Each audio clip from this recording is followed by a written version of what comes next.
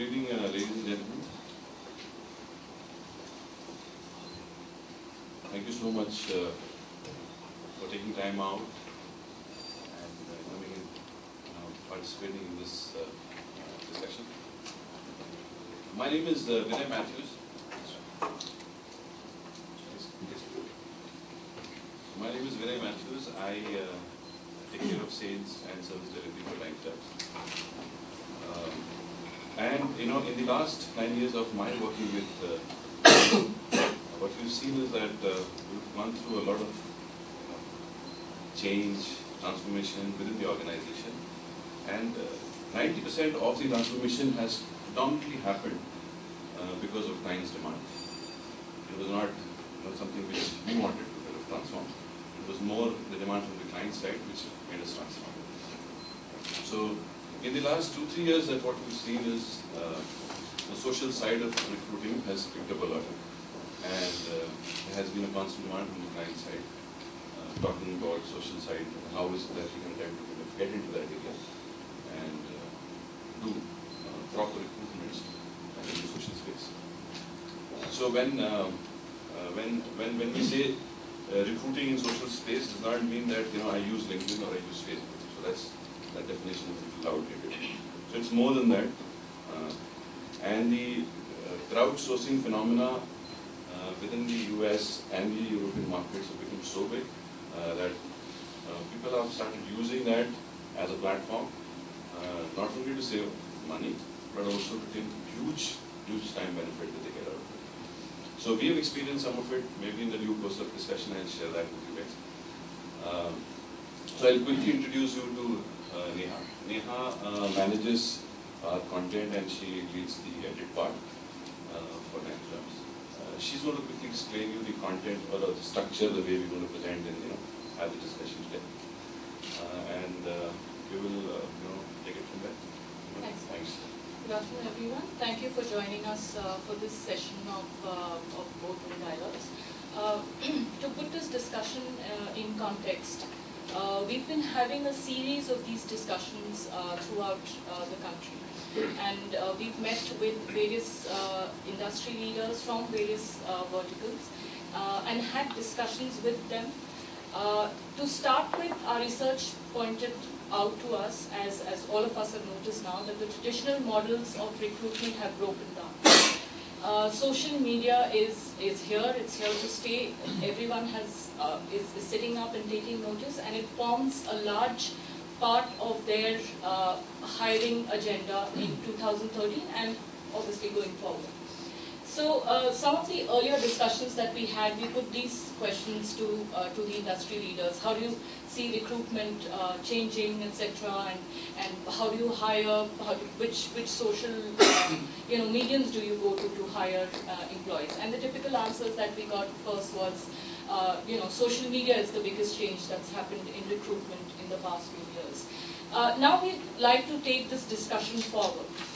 What we'd like to hear from you is, apart from your experience with social media and how is social media a part of, how big is social media in your agenda for recruitment?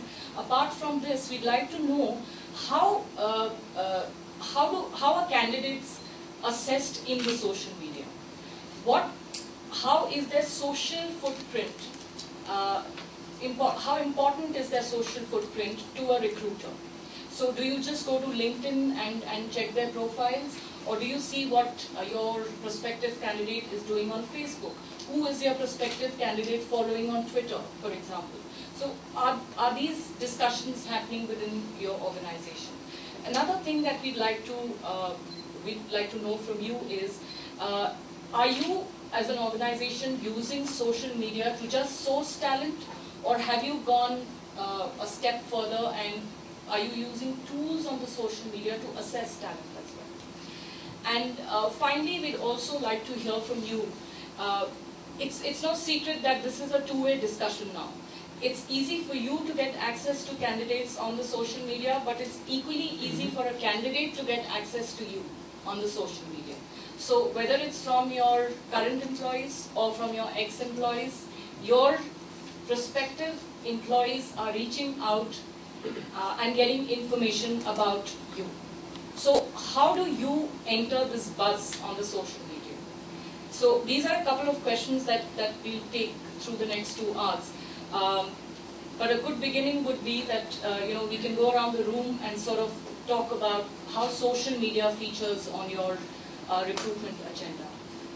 Would you like to start with this? Yeah, sure. Definitely a big thing on the recruitment agenda, and not just on the recruitment agenda. I mean, if you really look at how you want to position your organization among the targeted audience, which we all are aware is continuously following us.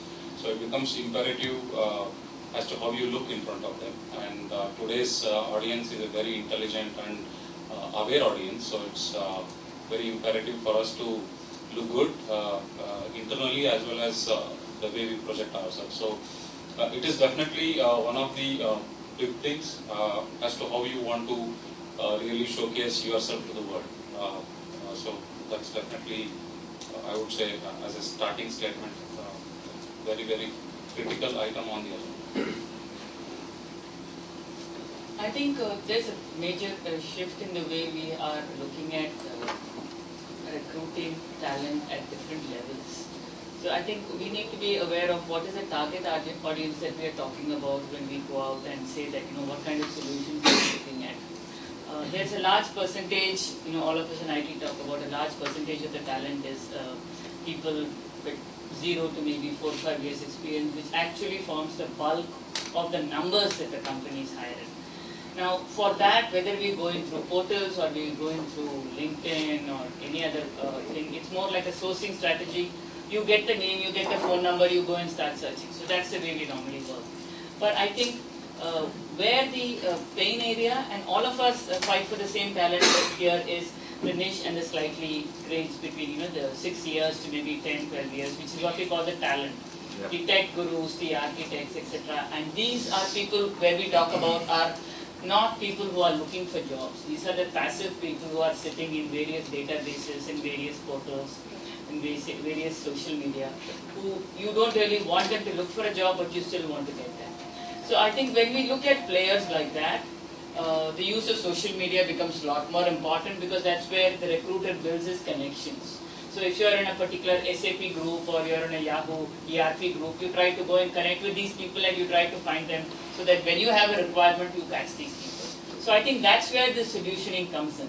Because more and more we are realizing that we just don't want to go into an area where everybody is already in. There's a database, there's everybody in the world there, putting their hand in the pie, and it's just maybe one that is closest to the guy, or the most convenient to the guy in terms of money, role, close to the house or whatever, where we get the talent. It's the other part of the talent, I think, where we are looking for solutions.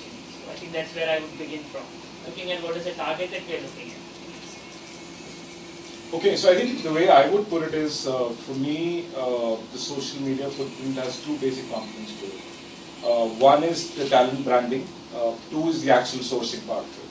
So from a talent branding perspective, if you actually look at it, it is imperative that all organizations do have a presence on social media.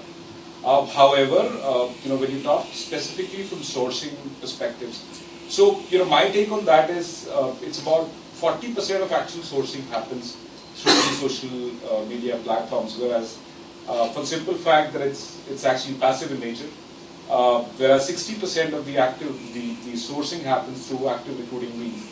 So to me, if you actually look at statistics, about 76% of all organizations have a social media recruiting strategy. So we're getting there, but I think somewhere it's more from a talent branding perspective than an actual sourcing perspective.